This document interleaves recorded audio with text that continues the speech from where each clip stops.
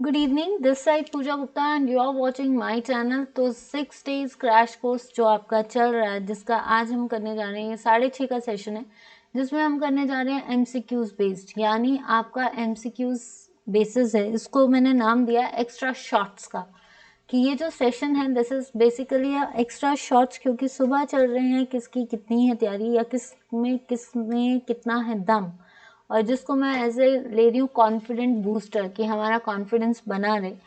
बाकी ये है, इन दोनों सेशंस को देखिए गाइस, 6 डेज का क्रैश कोर्स है, इतना तो आप देख ही सकते हो। और अगर आपको अच्छे लग रहे हैं सेशंस तो जितना हो सकता है उनको शेयर कीजिए। क्लर्क का पेपर है संडे को, क्लर्क के पेपर को प्लीज़ जिसका भी पेपर होता है वो एज इट इज़ मुझे पीडीएफ उसी टाइम भेज दे तो बहुत बड़ी कृपा होगी। और मेरे मेल आईडी पे भेजिए पूजा गुप्ता 33012@gmail.com। तो ये जो मेरा ईमेल आईडी है इस पे भेजिए, और ये उम्मीद करूँगी कि इस आईडी पे भेज के आप जो है मेरे पे भी थोड़ा सा हेल्प कर देंगे कि मैं आपके आगे वो पेपर सॉल्व कर सकूँ। ये जो 6 डेज क्रैश कोर्स चल रहा है इसमें चाहे आपका वन लाइनर्स हैं जिसमें किसकी है तैयारी, किसकी कितनी है तैयारी, और दूसरा एक्स्ट्रा शॉर्ट। इन दोनों सेशंस को देखिए, एक्स्ट्रा जो आपके अलग सेशंस चल रहे हैं वो भी देखिए, और शिमला डिस्ट्रिक्ट को भी देखिए। ये ना हो कि शिमला डिस्ट्रिक्ट से जो हम कर रहे हैं उससे भी कोई क्वेश्चन आ जाए और आपने पढ़ा ना हो, तो प्लीज़ कोई भी सेशन अभी मिस मत करना। तो चलिए शुरू करते हैं आपका ये वाला सेशन, एंड उम्मीद करती हूँ कि आपको सेशन पसंद आए। तो फर्स्ट क्वेश्चन आपके आगे है, Indus valley civilisation was a dash age civilisation. देखिए ये है हिस्ट्री, डिफरेंट डिफरेंट सेक्शंस में डिवाइड किया है। तो आपका जो क्वेश्चन है, Indus valley civilisation was dash. Indus valley civilisation क्या होती है? एक age civilisation, silver, tin, gold या ब्रॉन्ज। तो देखिए अगर इंडस वैली सिविलाइजेशन से कई क्वेश्चंस बनते हैं आपके, इसको आपको पता होना चाहिए। तो इंडस वैली सिविलाइजेशन कब शुरू हुई थी? ये शुरू हुई थी आपकी 2500 से लेकर कब तक चली थी? 1750 बीसी तक, ये तो आपको पता है। और ये इंडस वैली सिविलाइजेशन का अगर देखा जाए तो इसको क्या बोलते हैं? इसको सरस्वती भी बोलते हैं, ठीक है। इसको हम कॉपर एज, ब्रॉन्ज एज, ज़्यादा ब्रॉन्ज एज और कैल्कोलिथिक एज बोलते हैं, सॉरी कैल्कोलिथिक एज, ठीक है। तो ये क्या है आपकी? Bronze, that is copper and tin, ठीक है। तो ये जो है आपका सिल्वर नहीं है, टिन नहीं है, दिस इज बेसिकली आपकी ब्रॉन्ज एज सिविलाइजेशन या कैल्कोलिथिक। अगर इंडस वैली सिविलाइजेशन की तो इसकी दो साइट्स थी, हड़प्पा एंड मोहनजोदड़ो। हड़प्पा 1921 में दयाराम साहनी, 1922 में Mohenjodaro R D Banerjee. Lothal is the first dockyard, Dholavira water harnessing system, Kalibangan black fire arts, and stamp कौन सी है? स्टीयरटाइट, जो हम यूज़ करते हैं उनकी सील्स में। राइनोसोर्स जो था वो आमली में मिलता है। यहाँ पे लॉइन की आविष्कारी नहीं हुई थी। Pashupati was the main government God, ठीक है।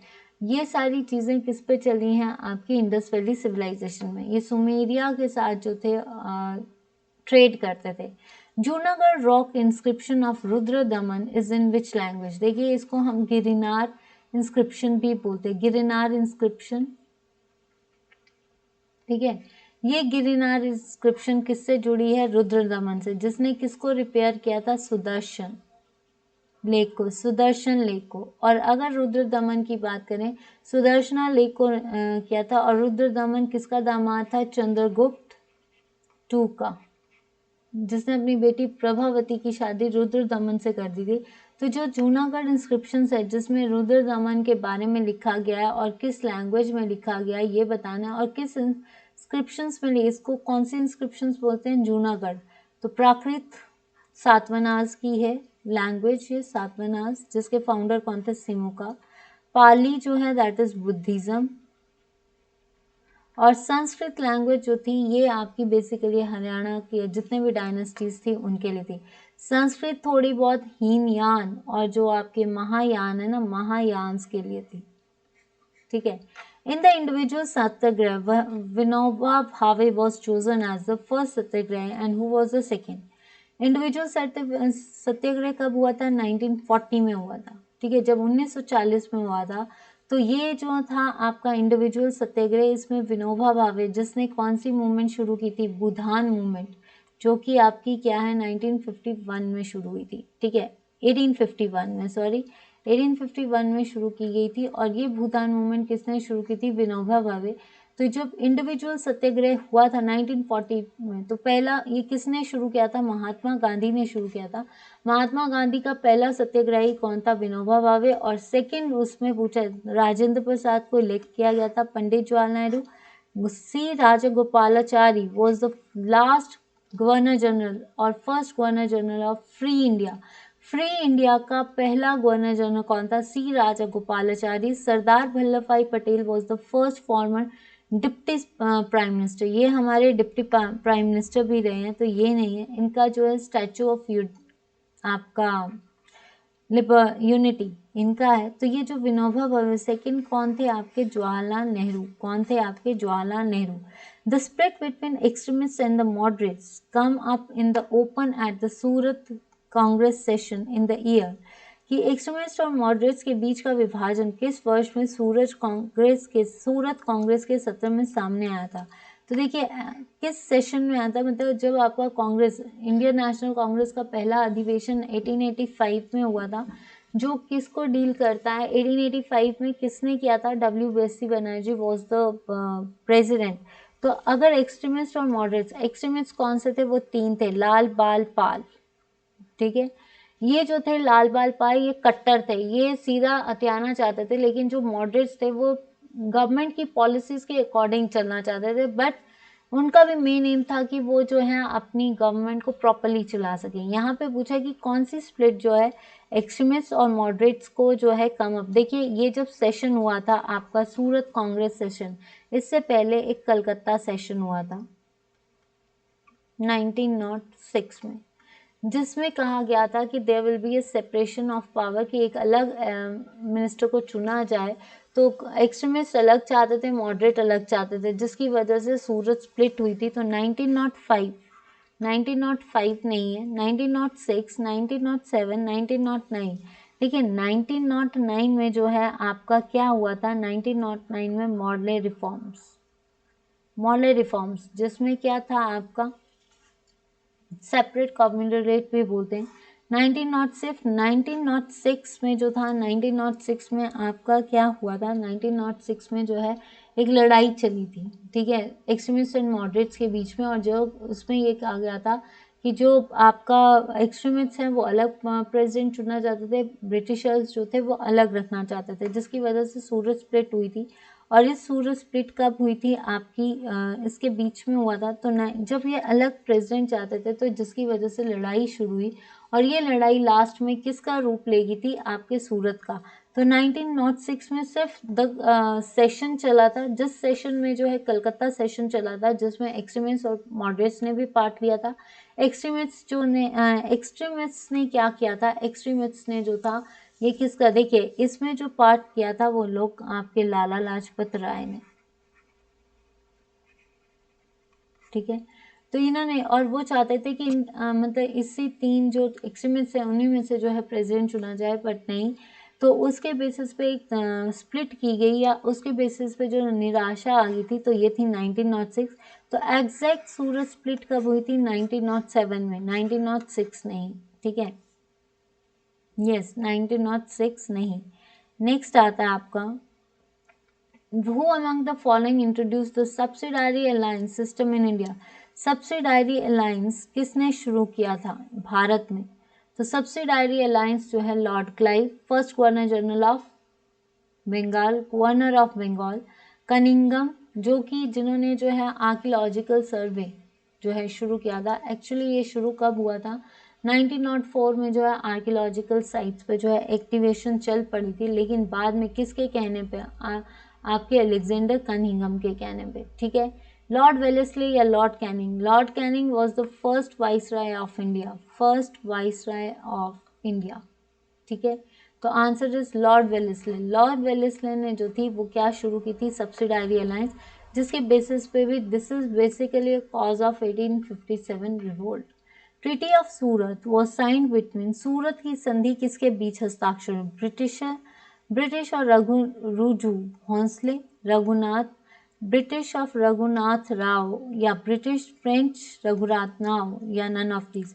तो ट्रीटी ऑफ सूरत जो थी वो किसके बीच में हुई थी? ब्रिटिश और रघुनाथ राव के बीच में। किसके बीच में हुई थी? ब्रिटिश और रघुनाथ राय के बीच में। In which year did Gandhi ji undertake the famous Dandi march? Dandi march जो है आपका 12 मार्च से शुरू हुआ था और 6 अप्रैल को ख़त्म हुआ था। ये जो दांडी मार्च है ये कब शुरू किया गया था? ये किया गया था 1930 में, जिसको आप सिविल डिसोबीडियंस मूवमेंट कहते हैं। इसको हम नौखारी भी बोलते हैं, ठीक है, नवहारी। तो ये जो है ये शुरू हुआ था साबरमती आश्रम पे जाकर गांधी जी ने नमक का कानून तोड़ा था। तो ये क्या है? 1930। 1920 में नॉन कॉपरेशन मूवमेंट। 1925 में कानपुर अधिवेशन हुआ जिसमें सरोजनी नायडू जो थी प्रेसिडेंट बनी थी। 1935 में गवर्नमेंट ऑफ इंडियन एक्ट 1935 आया था जिसमें डायरकी खत्म कर दी गई थी, ठीक है। Under which among the following act civil services started in India? Civil services जो कि किसके अंडर आती है? ऑल इंडिया सर्विसेज के अंदर, जिसको कौन देखता है? राज्यसभा। तो अंडर विच आर्म, देखिए चार्टर एक्ट 1813, 1830 जो है वो क्या कहता है कि सारी मोनोपोली जो थी वो ब्रिटिश की क्राउन में आ गई थी, ब्रिटिश क्राउन में, ठीक है। और जो अगर देखा जाए आपकी मोनोपोली, यहाँ पे ये कहा गया था कि जो क्योंकि नेपोलियन बोनापार्ट का रूल जो था वो यूरोप में आ चुका था, जिसकी वजह से सारी पॉलिसीज को अबॉलिश करना पड़ा। जो भी ट्रेड था ईस्ट इंडिया कंपनी को भी बंद करना पड़ा, बट द मोनोपोली जो थी ट्रेड की बंद करनी पड़ी सारे रिजोर्स। लेकिन मोनोपोली किसकी शुरू थी? आपकी मोनोपोली किसकी शुरू थी? ट्रेड और क्रिश्चियन मिशनरीज का, ट्रेड और क्रिश्चियन मिशनरीज का, ठीक है। तो ये जो था आपका, ये तो हो गया 13। चार्टर एक्ट 53 या चार्टर एक्ट 1793 में यही था कि पॉलिसीज जो थी, देखिए 20 मेंबर्स एक्सटेंड कर दिए थे हिंदी से। तो वैसे ही चार्टर एक्ट 1833 में भी क्या हुआ था आपका, ट्रेड पॉलिसीज जो थी एक्सटेंड की गई थी। और इसमें ये कहा जाता है कि जो 1793 है दैट इज होल मोनोपोली जो थी, जितनी भी मोनोपोली थी कंपनी की, that should be extended for another 20 years, ठीक है।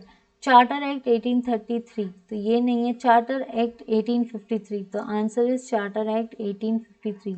चार्टर एक्ट 1833 में क्या हुआ था? 1833 में एक आया था एबॉलिशन ऑफ स्लेवरी, स्लेवरी का जो है बंद करना, ठीक है। अगर देखा जाए 1833 में और क्या चीज़ हुई थी? एबॉलिशन ऑफ आपकी सती प्रथा, ठीक है। अगर 33 के एक्ट में देखा जाए तो 1833 में गवर्नर जनरल ऑफ बंगाल से गवर्नर जनरल ऑफ इंडिया बने थे 1833 में। तो ये सारी चीज़ें जो थी आपकी किस में चली थी? 1833 में, ठीक है। अब 1833 में सिविल सर्विसेज एक्ट जो था वो कब शुरू हुआ था? सिविल सर्विसेज एक्ट 1833 में शुरू हुआ था। और जो ये था, और ये सिर्फ सिविल सर्विसेज इंडिया में शुरू करने की बात, लेकिन सिविल सर्विसेज को भारत का कौन सा सेक्शन देखता था उसके बारे में हमें कहाँ से पता है? चार्टर एक्ट 1853 जो है वो हमें बताता है, दैट इज द स्टेप्स और द, जिसको बोल सकते हैं कि इंडियन सिविल सर्विसेज का exam on the open basis competition. Open basis competitions में पार्टिसिपेट कब हुआ था? शुरू 1853 में, कि कोई भी कैटेगरी के लोग जो है सिविल सर्विसेज का टेस्ट दे सकते हैं। पहले जो था पर्टिकुलर था, अब जो है 1853 का एक्ट जिसमें ये कहा गया था, देखिए 33 में आपका जो है सिविल सर्विसेज एक्ट एस्टेब्लिश हो गया था, लेकिन 1853 में जो है चार्टर एक्ट के दौरान ये जो आपका सिविल सर्विसेज एक्ट है, now it's open for all the, पहले रिस्ट्रिक्टेड था कि पर्टिकुलर, अब जो है ये ओपन है फॉर ऑल, ठीक है। तो ये नहीं है, आंसर क्या आएगा? Charter act 33। नेक्स्ट आता है question, which is the following extra constitutional body? Extra constitutional body कौन सी है? देखिए UPSC, union public service commission, 65 years 6 years age. Finance body commission जो है 280 कमीशन है और इसको कौन देखता है, एन के रेड्डी, अभी 15 चल रहा है। इलेक्शन कमीशन 324 जिसमें जो है इलेक्शन के बारे में बताया गया है। NITI Aayog, national institute of transforming India is called as NITI Aayog, ये एक्स्ट्रा कॉन्स्टिट्यूशनल बॉडी है। तो देखिए एक्स्ट्रा कॉन्स्टिट्यूशनल बॉडी कौन सी है, नीति आयोग, answer is NITI Aayog. How many times has a financial emergency has been declared in India, अभी तक इंडिया में कितनी बार जो है फाइनेंशियल इमरजेंसी, जो कि आपका आर्टिकल कौन सा है 360, वो किसके साथ डील करता है, तो वो है ओनली 2 टाइम्स। कितने हैं, देखिए once, how many times has financial been declared in India so far, तो अभी क्या आएगा, नो, कोई भी। ठीक है, नेक्स्ट आता है लोकपाल एंड लोक आयुक्त bill deals with the which of the following amendment of constitution, तो इसमें अमेंडमेंट्स पूछिए कि लोकपाल और लोक आयुक्त का जो बिल है वो कब पास हुआ है, 110, 109, 116, 114। तो अगर देखा जाए 109 से, तो 109 is the reservation of the seats of SC and ST, 110 that is the provision for the extra activities इन 110 में जो है आपका प्रोविजंस है कि किस तरह से जो है हम आपके लेवल्स को यानी SC and ST को आगे जो है रिजर्व कर दिया जाए, मतलब उसका एक्सटेंशन नहीं होगा। तो ये याद रखना 104 क्या है और 103 क्या है। ठीक है, आपका 110 मैंने बता दिया, दैट इज आपका क्या है, enhance the quantum or reservation of women on child and 1/2 of them, मतलब अगर 110 की बात करें तो 110 बताता है कि जितने भी फीमेल्स हैं या जितने भी वुमेन्स हैं ये उनको जो है प्रॉपरली क्या दिया जाए, एक इंडिविजुअल को 1/2 ऑफ इट्स टोटल सीट्स, मतलब आधी सीट्स जो हैं वो फीमेल्स के लिए रिजर्व कर दी गई हैं। ठीक है, तो ये नहीं है 110 क्या बताता है, 110 तो यही बताता है 109। ठीक है, 109 बताता है टू 109 में जो है आपकी कि ये वीरप्पा मोइली ने शुरू किया था और इसने कहा था कि there will be no extension of the supreme court, कि जो आपकी जितनी भी सीट्स हैं SC एंड ST उनका कोई एक्सटेंशन नहीं मिलेगा, to extend the reservation for RS and आपका लोकसभा। तो ये आपका जो है ये क्वेश्चन आई थिंक आगे चला। ठीक है, तो ये नहीं है 116 या 114। देखिए 114 बताता है that is the retirement of the age, 62 से क्या कर 60 से 62 जो है हाई कोर्ट की कर दी है। तो अगर हम 110 देखें तो 110 क्या बताता है, 110 बताता है कि ये किसने दिया था अमेंडमेंट, वीरप्पा मोइली जो कि हमारे चीफ जस्टिस ऑफ इंडिया थे, उनके बेसिस पे ये जो है निकाली गई है, या मतलब उन्होंने इसको रिकमेंड किया था। 1109 में जो है कि जितनी भी रिजर्वेशंस है for the SC and ST उनको रिजर्व आगे बढ़ा दिया जाए। 110 में जो है अमेंडमेंट वो ये बताई गई है कि आपकी जो 110 है उसमें ये बताया गया है कि there should be a quantum for the women's, 1/3 of the women's जो हैं वो कहाँ पे रहती हैं, आपकी विलेजेस में रहती हैं। 116 या 114 होता है कि जो एज है हाई कोर्ट की वो बढ़ा दी गई है। तो आंसर इज 116 जो क्या डील करता है आपका, एक सेकेंड 100 आपका, एक second guys,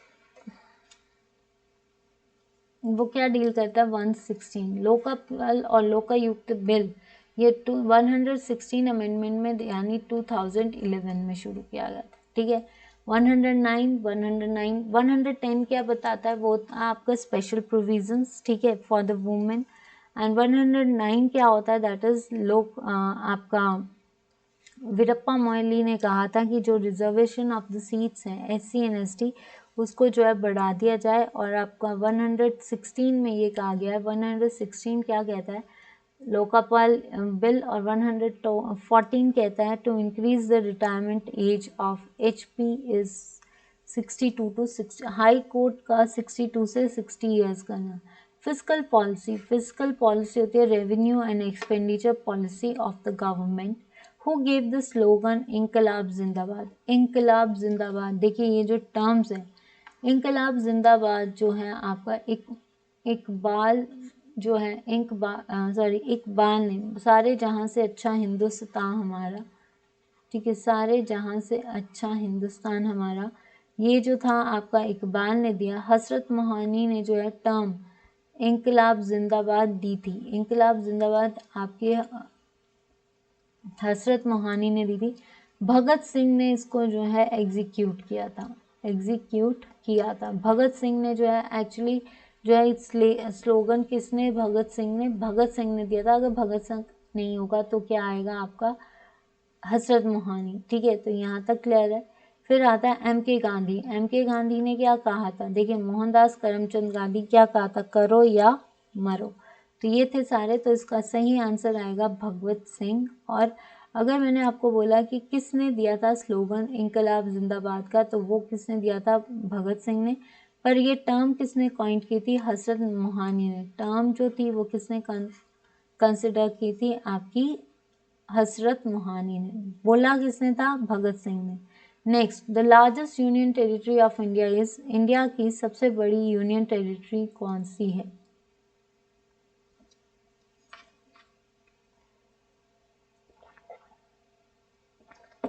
largest union territory of India is Chandigarh, Andaman Nicobar, Lakshadweep या पुडुचेरी। देखिए अगर देखा जाए इस सिनेरियो के हिसाब से लार्जेस्ट यूनियन टेरिटरी कितनी है, तो अगर हम बात करें कि दमन एंड दीव जो है वो किस में मर्ज हो गया, दमन and Diu and Dadra Nagar havelis. ठीक है, चंडीगढ़ को कार्ब्यूजर ने बनाया था। चंडीगढ़ को क्या बनाया था, कार्ब्यूजर ने। ठीक है, तो ये नहीं है। Andaman Nicobar islands is the largest state of largest कौन सी, लार्जेस्ट अंडमान एंड निकोबार जो है लार्जेस्ट यूटी है आपकी। Puducherry third most populous UT. Lakshadweep that is the least, जिसको बोल सकते हैं लीस्ट, सबसे छोटी जो है वो कौन सी है आपकी, लक्षद्वीप। तो अगर हम इसमें बात करें कि ये जो लार्जेस्ट यूनियन टेरिटरीज हैं वो कौन सी है, लार्जेस्ट कौन सी है, जम्मू एंड कश्मीर। और मिनिमम जो है थ्री पुडुचेरी जो है थर्ड नंबर पे है। बट आज के सिनारियो के हिसाब से जो लार्जेस्ट है अगर देखा जाए तो ये तो पेपर के हिसाब से है, लार्जेस्ट यूटी इज आपकी कौन सी होगी, लक्षद्वीप। ठीक है, देन सेकंड नंबर पे आती है लक्षद्वीप के बाद जो आती है, सेकंड नंबर पे अगर आपकी आती है लार्जेस्ट कौन सी बताई मैंने आपको, लार्जेस्ट यूनिवर्सिटी लद्दाख। कौन सी है, लद्दाख। सेकंड आपकी जो है थर्ड तो आपकी चंडीगढ़ है। ठीक है, सेकंड अगर हम बात करें आपकी अंडमान, सेकंड आती है जम्मू एंड कश्मीर, थर्ड आती है आपकी अंडमान एंड निकोबार। देखिए अगर इंडिया में यूनियन टेरिटरी जो है वो सबसे बड़ी कौन सी है, पहले आती है लद्दाख, फिर आएगी जम्मू एंड कश्मीर, फिर अंडमान एंड निकोबार। पर यहाँ पे ऑप्शन ना जम्मू एंड कश्मीर की दी है ना लद्दाख की दी है, तो आंसर क्या आएगा इस हिसाब से, ये क्या है, निकोबार आइलैंड्स। ठीक है, तो अगर मोस्ट पॉपुलस देखी जाए कि मोस्ट पॉपुलस जो है UT that is Delhi, second कौन सी है, जम्मू एंड कश्मीर, और लीस्ट थर्ड आती है आपकी पुडुचेरी जो कि मोस्ट पॉपुलस है। अगर उसके हिसाब से देखा जाए तो लीस्ट पॉपुलस जो है आपकी लक्षद्वीप। ठीक है, लीस्ट पॉपुलस कौन सी है आपकी, Lakshadweep. Now next is how many Indian states share their boundaries with the Myanmar. Myanmar के साथ कितनी इंडियन बाउंड्रीज शेयर करती है, दैट कितनी है, 4। ठीक है, कितनी बाउंड्रीज जो है इंडिया के साथ शेयर करती है आपकी, सबसे पहले तो नागालैंड, मणिपुर, मिजोरम और आपका आंध्र प्रदेश। ये सारी जो है इसके साथ आप ये बाउंड्रीज शेयर करती है, तो कितनी होगी, 4। और जो इसकी लेंथ है इंडिया से कितने किलोमीटर्स है, ये 43 किलोमीटर्स। ठीक है, नेक्स्ट आता है the ore of aluminium is, manganese नहीं, माइका नहीं, क्रोमियम नहीं, answer is bauxite. Which of the following is known as the pearl city of India. Pearl city क्या किसे कहा जाता है, देखिए कोचीन को कहते हैं Arabian sea of India, Arabian of India. Kandla biggest port, और इसको जो है हम क्या कहते हैं, दीनदयाल पोर्ट। ठीक है, ट्यूटिकॉन या हैदराबाद। देखिए Hyderabad is called as city of pearls, confusion है यहाँ पे, सिटी ऑफ पर्ल्स कहा जाता है हैदराबाद को क्योंकि यहाँ पे पर्ल ज्वेलरी मिलती है। पर्ल सिटी किसे कहा जाता है, तो Tuticorin is known as pearl city also, क्योंकि यहाँ पे जो फिश हैं वो प्रॉपरली पानी में मिलती हैं, जस्ट लाइक अ वाइट वाइट जो फिशेस होती हैं वो उस तरह की होती है, या सी एनिमल्स जो होते हैं वाइट कलर के होते हैं, तो इसको हम पर्ल सिटी भी, वो इस तरह से दिखते हैं जैसे पर्ल्स दिख रहे हैं। तो ये आपका आंसर ये भी हो सकता है और ये भी हो सकता है, डी और C. Which one of the following is known as brown coal, brown coal इसमें से कौन सा है, देखिए anthracite and bituminous are the best quality coal, ठीक है। लिग्नाइट एंड पीट, पीट इज द वर्स्ट कोल जो कि ऑर्गेनिक होता है। तो आपसे ये भी पूछ सकते हैं कौन सा ऑर्गेनिक है, तो ऑर्गेनिक है पीट, तो आंसर इज लिग्नाइट, आंसर क्या आएगा आपका लिग्नाइट। नेक्स्ट क्वेश्चन देखते हैं आपका, यहाँ तक किस किस का क्लियर है। Next, equinox occurs when the sun is vertically above, अगर सन जो है वर्टिकली, ये आपका इक्वेटर है तो इक्वेटर इस साइड है और सन इसके ऊपर है, तो वर्टिकली सीधे पड़ रहा है, तो उस रेडिएशंस को हम क्या बोलेंगे या रेज को क्या बोलेंगे, tropic of Capricorn, tropic of Cancer, poles या इक्वेटर्स। तो जो इक्विनॉक्स है, इक्विनॉक्स होता है equal days of equal nights and days, तो ट्रॉपिक ऑफ कैप्रिकॉर्न, ये आपका ट्रॉपिक ऑफ कैप्रिकॉर्न साउथ में आता है तो वहां पे नहीं।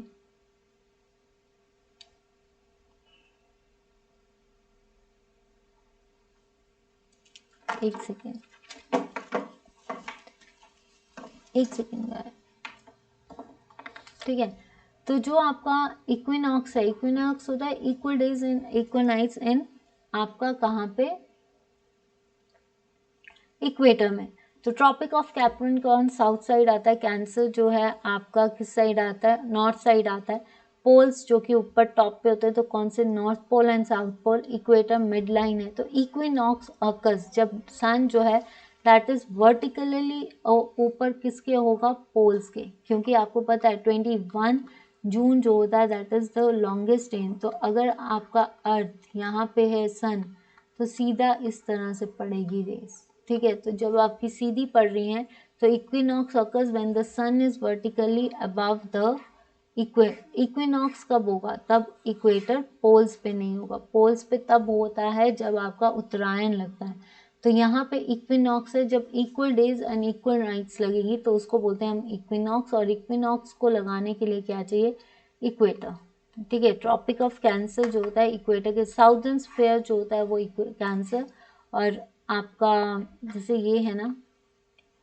ये आता है आपका नॉर्दर्न साइड और ये आता है आपका साउदर्न साइड, ठीक है।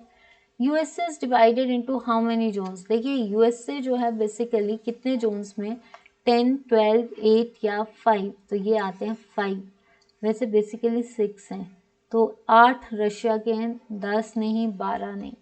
Prime meridian is also called as Antarctic circle जो कि फ्रोजन है, इक्वेटर नहीं, आर्कटिक सर्कल नहीं, answer is Greenwich meridian, answer is Greenwich meridian, और ये कहाँ से पास होता है, बेरिंग स्ट्रेट से।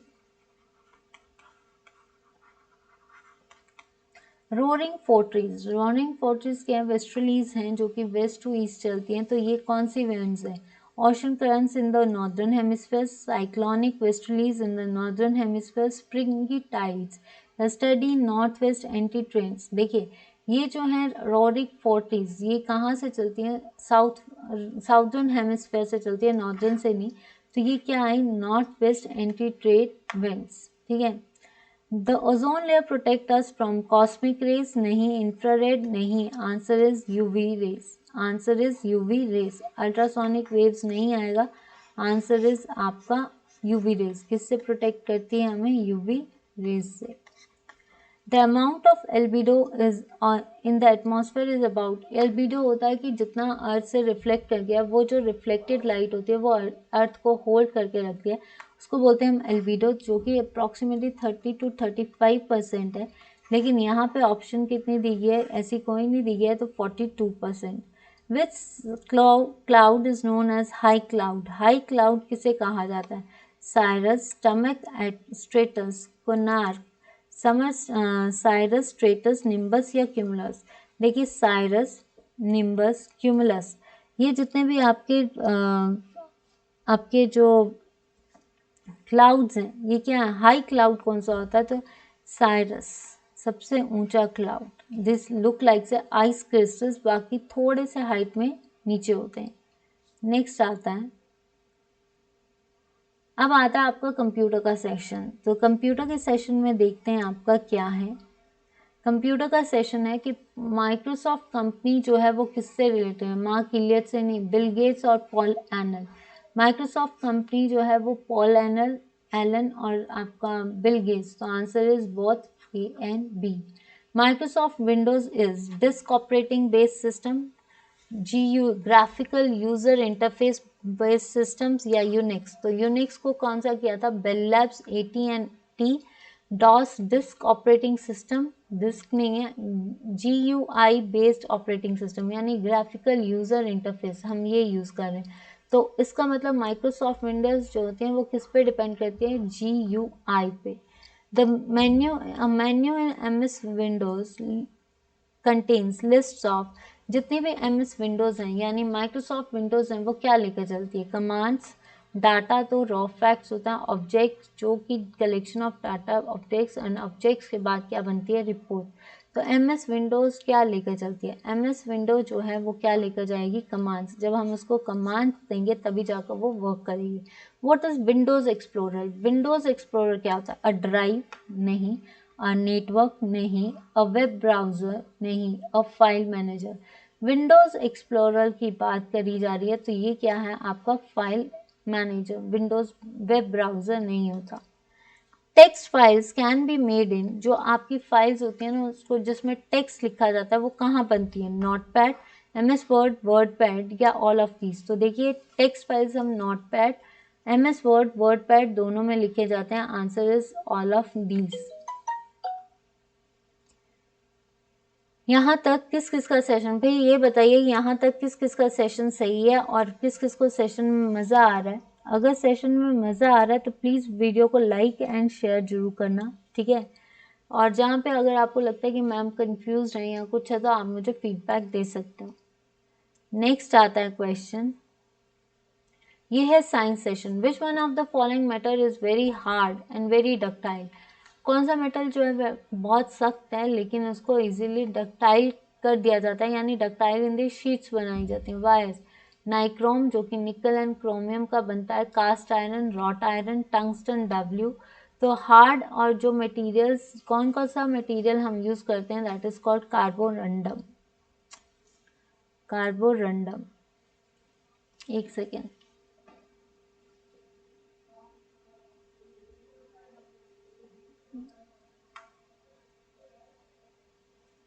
कार्बोरंडम, ठीक है। The process of zone refining, zone refining जो होती है वो किसके लिए यूज़ की जाती है, ताकि मेटल्स को प्रॉपरली रिफाइन करके उसकी इम्प्योरिटीज़ को निकाला जाए। तो जर्मेनियम, गैलियम, सिलिकॉन, तो ये तीनों वेराइटीज़ होती हैं, तो इसका आंसर क्या है, ऑल ऑफ दीज।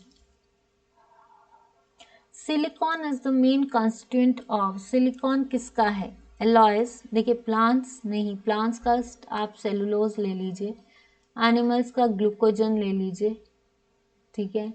रॉक्स या alloys, alloys are the mixtures. तो silicon is the main constituent of rocks, क्योंकि रॉक्स में क्या मिलती है हमें, silica. Gypsum is use for the improvement of, gypsum किसके लिए यूज होता है, पोर्ट सॉल्स के लिए, एसिडिक सॉइल्स के लिए या सलाइन सॉइल्स के लिए। सलाइन सॉइल्स के लिए नहीं होता, आंसर इज एल्केलाइन सॉइल्स, ठीक है। जिप्सम किसके लिए यूज होता है, एल्केलाइन सॉइल्स के लिए। Cinnabar is the ore of, देखिए मरकरी, जिंक, गोल्ड या सिल्वर।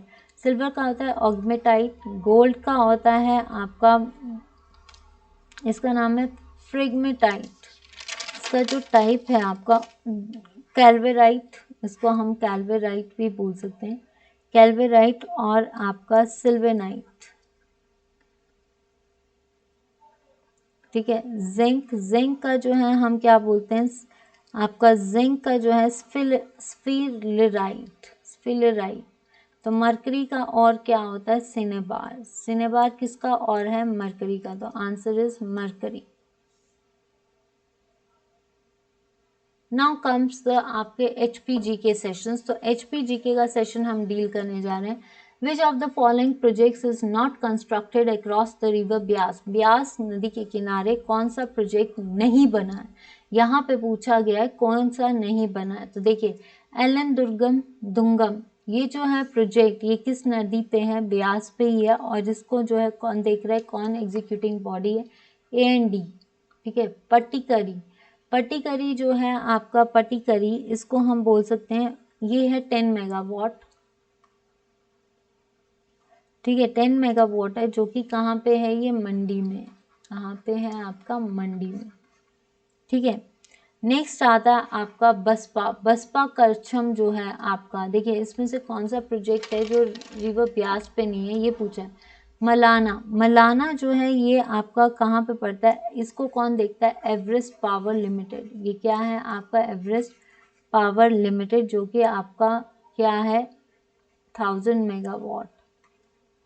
ठीक है, बसपा, तो ये क्या है आपका बसपा, जो कि आपका सतलुज पे है, बसपा रिवर। तो सतलुज प्रोजेक्ट यानी आपका बसपा पावर प्रोजेक्ट जो है आपका कहाँ पे है, ये बनता है, ये देखिए ये बना था 2003 में। कब बना था, 2003, जिसको बने हुए कितने साल हो गए, 37 ईयर्स। और ये किसके अंडर आया है, अब JSW के under. Which among the following districts of Himachal Pradesh has least road densities? Least road network किसका है, कांगड़ा का सबसे ज़्यादा हाईएस्ट रोड लेंथ है आपकी। कुल्लू भींगमिंग पाल, और आपका कौन सा कह सकते हैं, कुल्लू का भींगमिंग पाल है, जिसने फाउंडर किया था जगतसुख। और अगर कुल्लू की बात करें तो सबसे बड़ा नेशनल पार्क अगर हिमाचल का कौन सा है, आपका ग्रेट हिमालयन नेशनल पार्क, और जिसके लिए जो है आपका great Himalayan national park. Now which of the following among the Pradesh has Una में सबसे कम लोएस्ट डिकेडल ग्रोथ है, decadal growth. Answer is Kinnaur में सबसे कम रोड लेंथ है। Which of the following places in Himachal Pradesh is considered as Haridwar of Uttarakhand. Haridwar of Uttarakhand किसे कहा, लक्ष्मी नारायण टेम्पल चंबा। ठीक है, बिलकालेश्वर नदौन और सुजानपुर के बीच में जो पार्ट पड़ता है दैट इज कॉल्ड हमीरपुर, वहाँ पे है। और उसके बाद बिलकालेश्वर टेम्पल जो है ये कांगड़ा में है। बाबा बालकनाथ ये हमीरपुर में, जिसको द्योतसिद्ध भी कहते हैं। आंसर इज मणिमहेश, आंसर क्या है, Manimahesh. Asia's biggest hydel project Beas Sutlej project is situated in the town of Jhanjheli नहीं है, जोगिंदर नगर जो है आपका कौन सा, जोगिंदर नगर नहीं है, शानन प्रोजेक्ट है। करछम नहीं, आंसर इज आपका कौन सा है, highest, that is Karchham Sundarnagar नहीं। तो देखिए अगर करछम क्यों टिक किया है, क्योंकि करछम जो है सतलुज पे बना है और उसी के आसपास किया है चिनाब, तो दैट्स वाई द सबसे। और अगर देखा जाए तो सबसे ब्यास सतलुज प्रोजेक्ट में ये जो है आपका 1000 मेगावाट्स है। Which of the following dance in Himachal Pradesh is similar to Bhangra. Bhangra dance से मिलता जुलता डांस हिमाचल में कौन सा है, किकली नहीं, खद्यात नहीं, नुवाला है, ये मुआला लिखा है, नुवाला जो कि गद्दीस करते हैं, छांबा डांस जो कि किन्नौर करते हैं। ठीक है, which of the following festival is conducted after Krishna Janmashtami. इसको वन लाइनर सोच के कहिए कि कृष्ण जन्माष्टमी के बाद हम कौन सा त्योहार लगाते हैं, वो है आपका गुग्गा फेयर। ठीक है, जिसको हम गुग्गा नौमी भी कहते हैं। ये जो है हर लोग जो है जगह जगह जाकर जो है रिसाइट करते हैं, तो that is called Gugga Naumi. Losar new festival सैडी, दैट इज द हार्वेस्ट, और जो पर्टिकुलरली कांगड़ा में मनाया जाता है। मिंजर फेयर जो W गोल्डस्टीन में हुआ था, और ये जो है मिंजर ये किसने बनाया था, फिर साहिल वर्मन ने।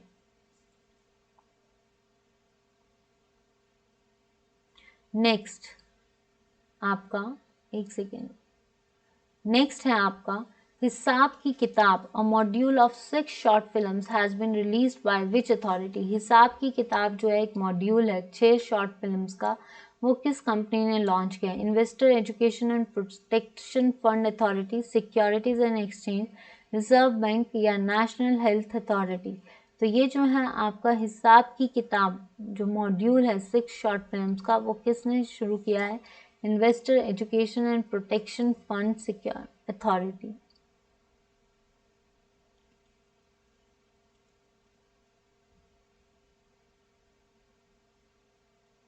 ठीक है, तो ये किसने शुरू किया? Investors fund authority. CBSE has introduced coding as a subject for the students in a collaboration with. CBSE ने कोडिंग को as a subject for students कब से बनाया? किसके साथ कोलैबोरेट किया है इसने? माइक्रोसॉफ्ट के साथ। जिसमें क्या किया गया है कि सब्जेक्ट्स हर स्टूडेंट को या हर सब्जेक्ट को, जैसे 1st to 5th को कोडिंग सिखाई जाएगी और 6th to 10th को जो है आपका नेट सिखाया जाएगा। तो आंसर क्या है कि ये किसने कंपनी शुरू की है, किसके साथ मर्ज किया है? आपका सीबीएसई और Microsoft. Statat scheme, which was making news recently, is associated with Statat scheme affordable technology। तो ये किसने शुरू की है या किसके से रिलेटेड है? That is called affordable investments या affordable transportation. Affordable transportation, which meets flying companies has recently fall trap to the ransomware attack. ransomware होता है कि कोई अगर आपकी साइट को चुरा रहा है तो उसके बेसिस पे अगर आपको साइट का पता चलता है कि किस इंसान ने लिया, तब जाकर जो है वो, अगर आप उसको रैंसम वो ऑफर करता है, मान जाते हो। लेकिन जब तक आप उसको रैंसम वो सेटिस्फाई नहीं होगा या उसको रैंसम नहीं मिलेगी, तब तक जो हमारा जो भी जिसको उसने कैप्चर किया वो उन्हीं की हिरासत में होता है। तो विच मीट्स प्लान, तो वो है आपका JBS। ठीक है, कौन सा है? JBS। नेक्स्ट आता है आपका English session. Meaning of the idiom from head to foot. Head to foot से लेकर कौन सा इडियम चलता है? तो ये जो है हेड टू फुट, ये है ऑल ओवर द बॉडी। ठीक है, हेड टू फुट हो गया पूरा। स्क्रूपलस, स्क्रूपलस जो होता है इसका सिनोनिम, कि कोई भी स्क्रूपलस का मतलब बहुत ध्यान से चलने वाला, बहुत ध्यान से चीज़ों को इकट्ठे करने वाला, that is called careful of details. Aggressive reactions do not take the form of in do not take the form in direct attack, with direct attack, at या off। का आंसर इज ऑफ। निर्लज में कौन सा समास है? निर्लज बहुब्री, अव्ययी भाव, द्वंद या तत्पुरुष। तो निर्लज, निर्लज में कौन सा समास है? तो निर्लज है, तो आंसर इज आपका तत्पुरुष। शुद्ध शब्द कौन सा है? विशिष्ट। अनुव्यय, अनु प्लस आय।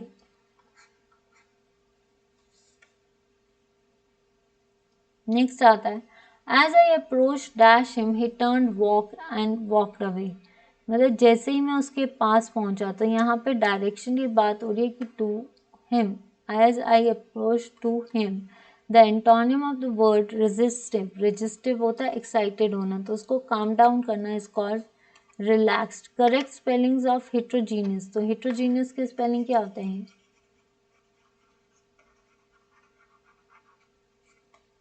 हिट्रोजीनियस,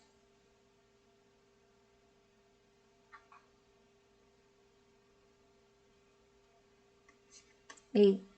नेक्स्ट आता है इनमें से सर्वनाम क्या है? सर्वनाम जो संख्या के स्थान पे वर्ड्स यूज करते हैं। तुम, यथामति कौन सा समास है? यथामति, यथामति जो है आपका कौन सा समास है? अव्ययी भाव, द्वंद, द्वंद होते हैं दो, तत्पुरुष जैसा लिखा जाता है, और आपका अव्ययी भाव या आपका बहुब्री। तो आंसर इज अव्ययी भाव। महिंद्र, माँ प्लस इंद्र यानी महेंद्र।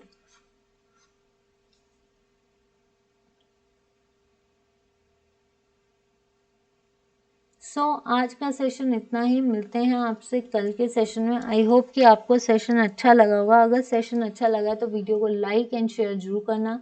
चैनल को सब्सक्राइब कर लीजिए। Pooja Gupta let's learn with me जो ग्रुप है आपका फेसबुक पे, उसको देखिए। आपका टेलीग्राम पे है, उस पर देखिए। हम बहुत जल्दी आपके आगे लाइव सेशंस में आ सकेंगे। तो प्लीज़ जितना हो सकता है 6 डेज क्रैश कोर्स का फ़ायदा उठाइए। तो आज के लिए इतना ही, मिलते हैं कल।